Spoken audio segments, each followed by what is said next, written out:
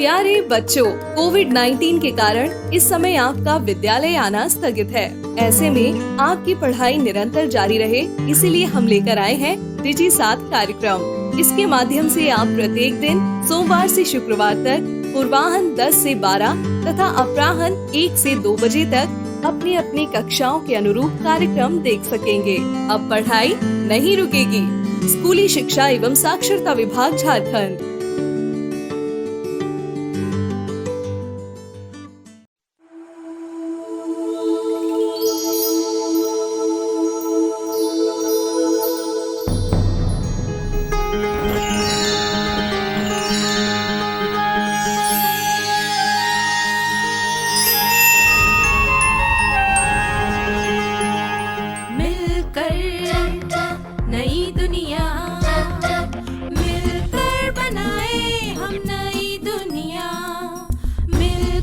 जीत ले हम सारी दुनिया।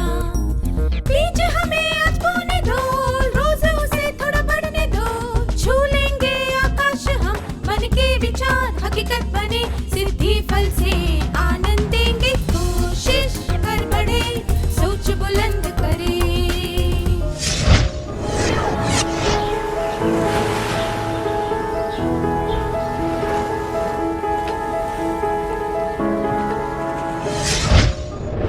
नमस्ते विद्यार्थियों, आप सब कैसे हैं? पिछले सत्र में हमने सीखा था कि बदलाव का सामना करने के लिए हमें नए अवसर ढूंढने चाहिए, सकारात्मक सोच रखनी चाहिए। जब हम निराश या हताश होते हैं, हमें मानसिक और भावनात्मक तौर पर किसी का सहारा लेना चाहिए। आइए देखते हैं कि नवीन और उसके दोस्तों के साथ क्या हुआ जब वे रहने के लिए जगह ढूंढ रहे थे। एक हमदर्द दोस्त को अपनी परेशानी और निराशा की भावनाएं बताने के बाद नवीन को अच्छा लग रहा था। उसने तय कर लिया कि वह सब कुछ ठीक कर देगा। उसे क्या करना चाहिए? पहला, ठहरने के लिए नई जगह ढूंढनी चाहिए। दूसरा, दोस्तों को यह आश्वासन देना चाहिए कि वह अगले साल बेहतर व्यवस्था करेगा। तीसरा, इस परेशानी के लिए अपने दोस्तों से माफी मांगनी चाहिए।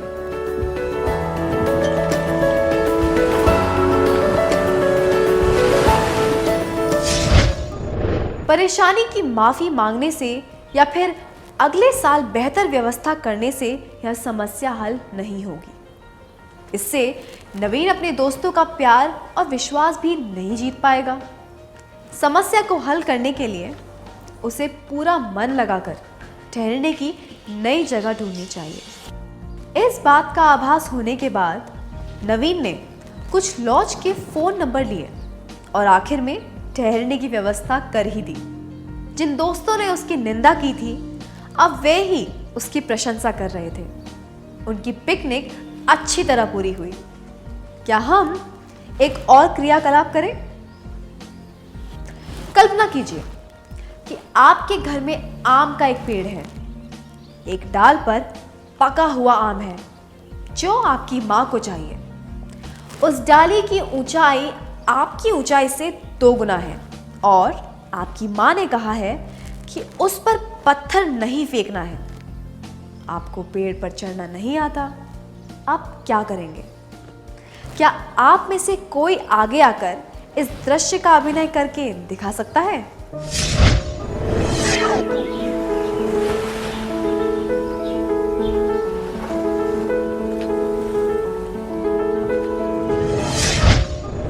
अपने प्रयास के लिए धन्यवाद। अगर आप ध्यान से और दृढ़ निश्चय से अपना काम करें तो आपको जो चाहिए आप हासिल कर ही लेंगे। जब हमारे सामने कोई परेशानी आए तो हमें डटे रहना चाहिए, अपना ध्यान लक्ष्य पर रखना चाहिए। आइए एक और परिस्थिति देखते हैं। वासवी की स्कूल में वार्षिकोत्सव की तैयारियां चल रही थी। उसने नृत्य के लिए अपना नाम दर्ज करवाया था। नृत्य का अभ्यास करते समय वह गिर गई और उसकी एड़ी में मोच आ गई। वह नृत्य नहीं कर पा रही थी। नृत्य के कार्यक्रम में भाग न ले पाने की वजह से वह बहुत निराश थी।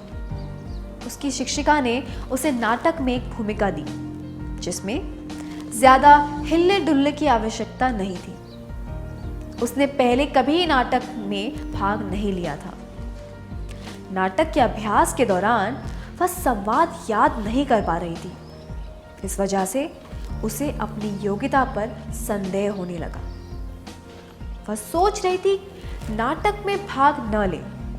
यह देखकर शिक्षिका ने तय किया कि वह वासवी से बात करेगी। आपको क्या लगता है शिक्षिका ने वासवी से क्या कहा होगा?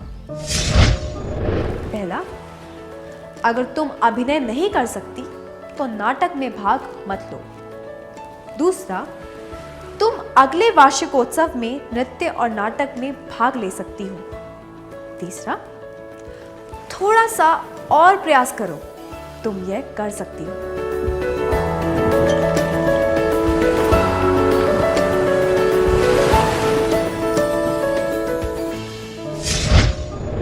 कठिनाई की वजह से कोई काम बीच में छोड़ देना या फिर अपने प्रयास को किसी और दिन के लिए टाल देना, ये तो बस बदलाव से बचने के तरीके हैं। दृढ़ता से डटे रहना यानी कि और मेहनत करना, केवल इससे ही बदलाव का सामना किया जा सकता है। इसीलिए शायद वासवी की शिक्षिका ने भी उसे और मेहनत करने के लिए कहा होगा।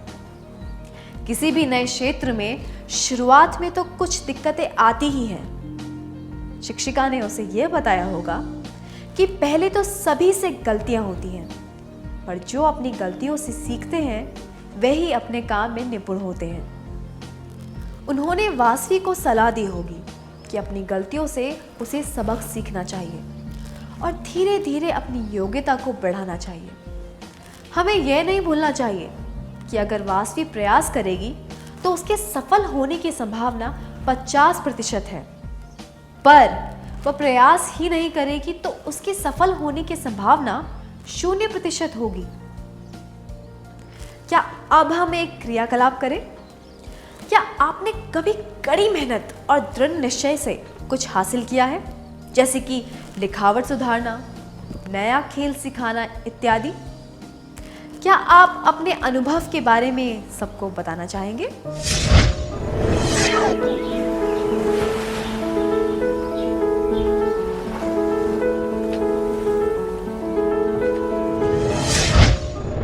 अपनी भावनाओं के बारे में बताने के लिए धन्यवाद।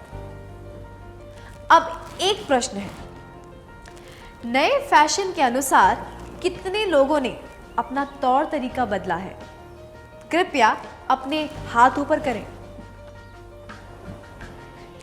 नए फैशन के अनुसार खुद को बदलने में क्या आपको परेशानी हुई? कृपया इसके कारण बताएं।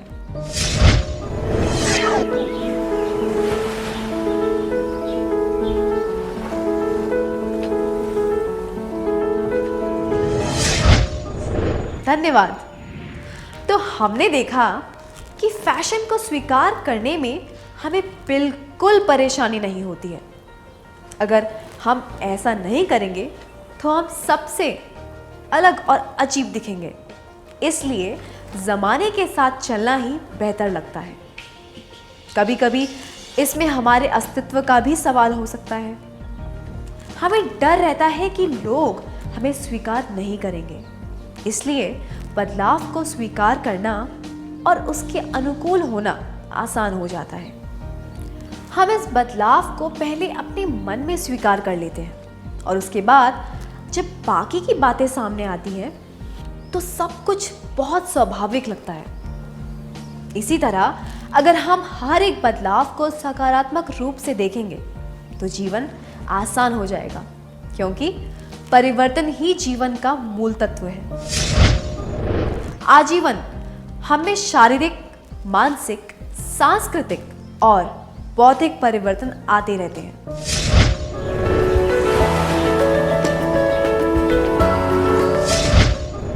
हम जिस वातावरण में रहते हैं वह भी हर पल बदलता रहता है। हमारे आसपास की परिस्थितियां बदलती हैं, जीवन में कुछ अहम घटनाएं घटती हैं, हम नए नए लोगों से मिलते हैं और उनके साथ काम करते हैं। ये सब भी तो बदलाव ही दर्शाता है। इस बदलाव का सामना करने के लिए खुद की योग्यता बढ़ाने से हम एक बेहतर इंसान बनते हैं। अनुकूलन से विकास होता है, विकास से हमारा व्यक्तित्व संवरता है। मैं दोहराती हूं, अनुकूलन से विकास होता है, विकास से हमारा व्यक्तित्व संवरता है। अब तक हमने चर्चा की कि बदलाव का सामना कैसे करना चाहिए। आइए अब देखते हैं कि अनुकूलन के सकारात्मक परिणाम क्या होते हैं। अनुकूलन के सकारात्मक परिणाम: सहन शक्ति, नई योग्यताएं या कौशल, विकास, बेहतर रिश्ते नाते। आने वाले परिवर्तन के अनुसार जब हम खुद को निरंतर उसके अनुकूल बनाते रहते हैं, तब हम जीवित रहने की कला सीख जाते हैं। जब हम चुनौतियों को पार कर लेते हैं, तब हमारा बल और आत्मविश्वास बढ़ता है। यह सहन शक्ति दर्शाता है, जिससे हमारा आत्मविश्वास और बढ़ता है और हमें बदलाव का सामना करने की ताकत मिलती है। उदाहरण के लिए, नवीन की योजना में बाधा आई और उसने इस चुनौती को पार किया, जिससे उसे अपने दोस्तों से सराहना मिली। क्या अब हम एक क्रियाकलाप करें? कल्पना कीजिए कि आपको किसी विषय में कम अंक मिले हैं। आपने कड़ी मेहनत की और अगली बार उसमें अच्छे अंक प्राप्त किए। क्या आपके जीवन में ऐसा कोई मिलता जुलता अनुभव हुआ है? जरूरी नहीं है कि यह अंकों से ही संबंधित हो, या किसी कौशल या योग्यता के बारे में भी हो सकता है जिसके लिए आपने बहुत मेहनत की थी। कृपया सबको अपने अनुभव के बारे में बताएं।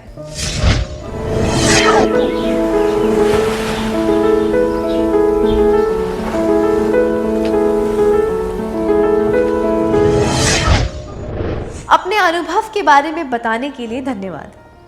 अनुकूलन के समय हमें कई अवसर मिलते हैं जिनसे हम नए विचार और कौशल सीख सकते हैं। अगर हम इनका अच्छी तरह प्रयोग करें तो हम बहुत कुछ सीख सकते हैं।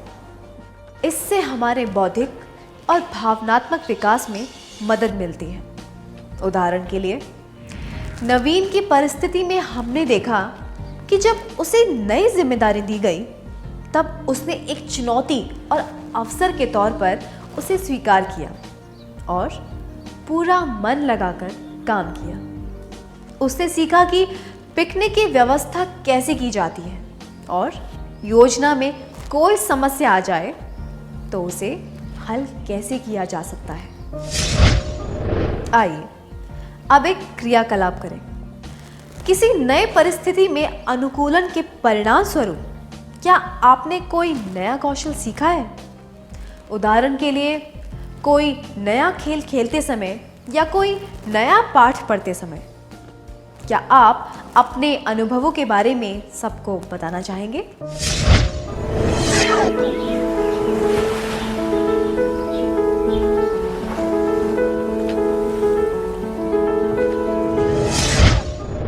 धन्यवाद।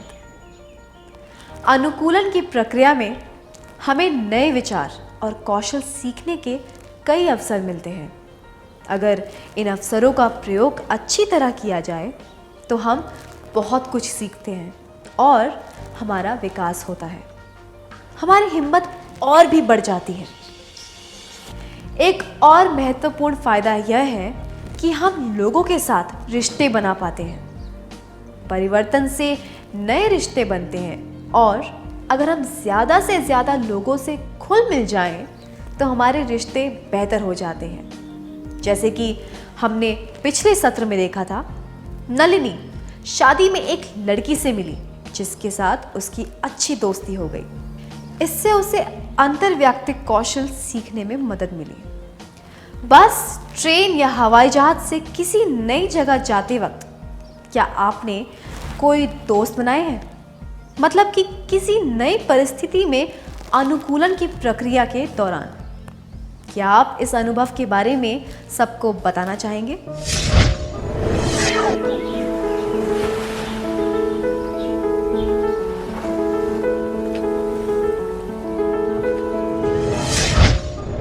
इस बारे में बताने के लिए धन्यवाद।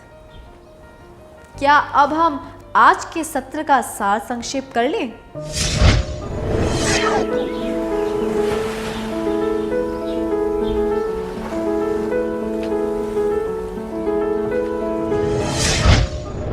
बदलाव का सामना करने के लिए हमें पहला, नए अवसर ढूंढने चाहिए।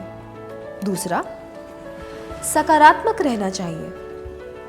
तीसरा, निराशा की भावना को दूर करने के लिए मानसिक या भावनात्मक रूप से सहारा लेना चाहिए। चौथा, चुनौतियों को पार करने के लिए डटे रहना चाहिए।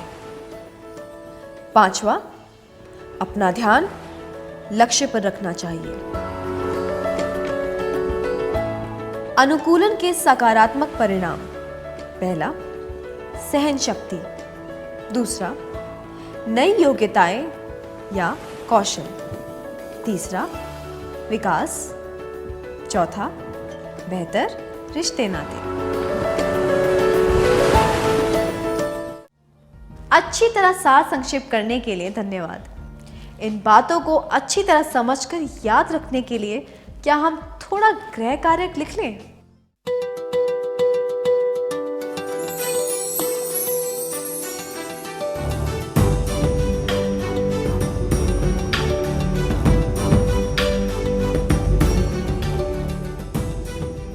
प्रश्न 1। कपिल ने हिंदी माध्यम में 10वीं तक पढ़ाई की है। 11वीं कक्षा में उसने अंग्रेजी माध्यम वाली स्कूल में दाखिला लिया। वह डॉक्टर बनना चाहता है। वह अंग्रेजी में अच्छी तरह बातचीत नहीं कर पाता है, इसीलिए उसे पहली परीक्षा में बहुत कम अंक मिले। अगर आप कपिल होते तो आप क्या करते? जवाब: पहला, फिर से हिंदी माध्यम में पढ़ने चले जाते। दूसरा, अपनी अंग्रेजी को सुधारने पर ध्यान देते। तीसरा, पढ़ाई करना छोड़ देते।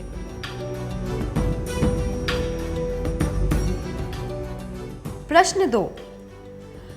कोकिला ने अपने गांव से 12वीं की पढ़ाई की।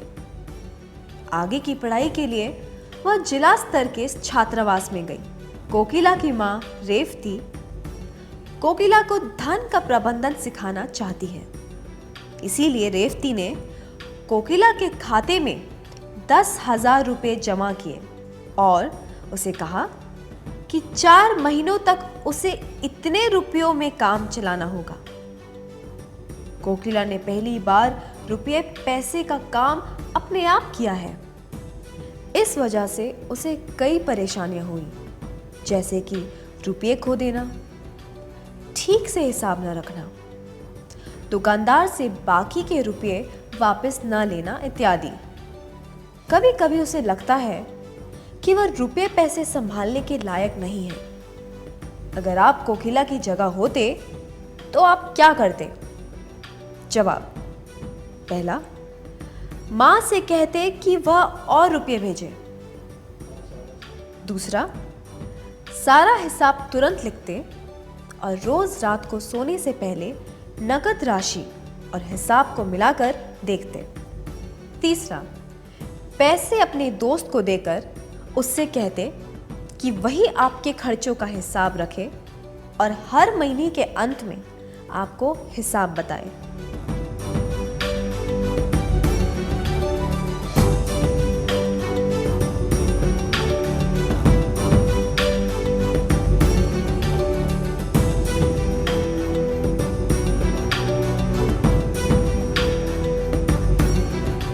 अगले सत्र में आने से पहले कृपया यह कार्य पूरा करके लाएं।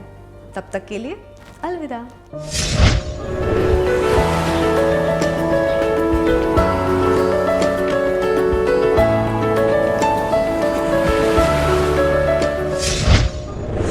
नमस्ते छात्रों, क्या हम पिछले सत्र के गृह कार्य के बारे में चर्चा करें?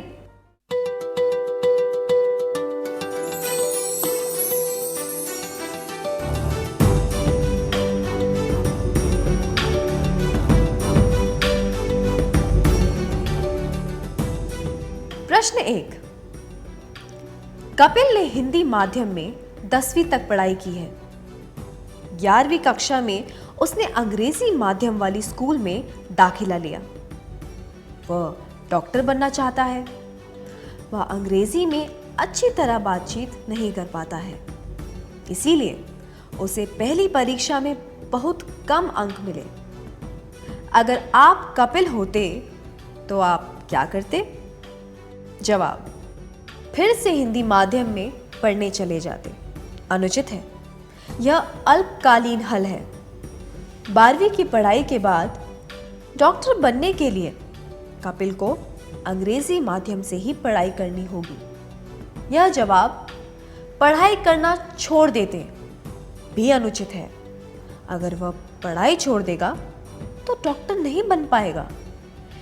इससे पता चलता है कि वह बदलाव को स्वीकार नहीं करना चाहता है। यह जवाब अपनी अंग्रेजी को सुधारने पर ध्यान देते उचित है। यह दर्शाता है कि वह बदलाव का सामना कर रहा है और अपने लक्ष्य पर ध्यान दे रहा है। आपका जवाब क्या है?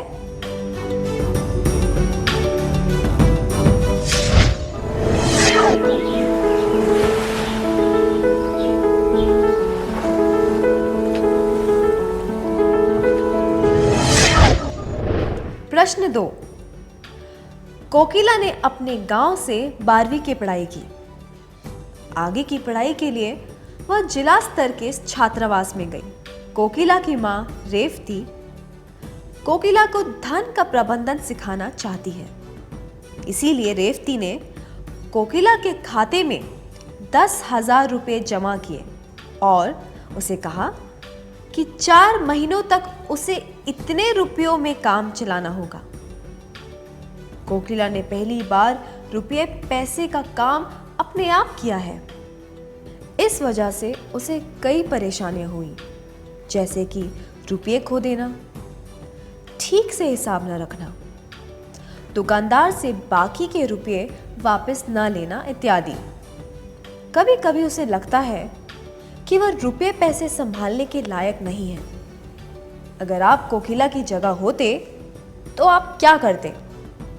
जवाब: मां से कहते कि वह और रुपये भेजे और पैसे अपने दोस्त को देकर उससे कहते कि वही आपके खर्चों का हिसाब रखे और हर महीने के अंत में आपको हिसाब बताए। अनुचित है। ज्यादा पैसे मांगने से या अपनी जिम्मेदारी दूसरों पर थोपने से यह पता चलता है कि आप परिस्थिति के अनुसार खुद को बदलना नहीं चाहते हैं। जबकि यह जवाब सारा हिसाब तुरंत लिखते और रोज रात को सोने से पहले नकद राशि और हिसाब को मिलाकर देखते उचित है। यह दर्शाता है कि आप डटकर परेशानियों का सामना कर रहे हैं, जो कि अनुकूलन का संकेत है। आपका जवाब क्या है?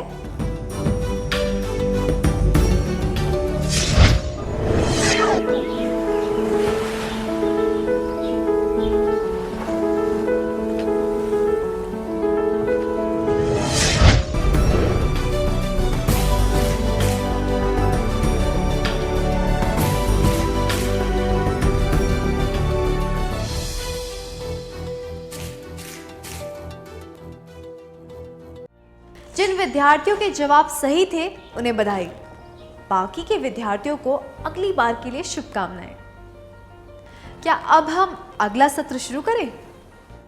इस प्रसारण से संबंधित सुझाव, अपने प्रश्न इत्यादि आप हमें jcerg@gmail.com तथा टोल फ्री नंबर 1800 5728 585 पर संपर्क कर सकते हैं।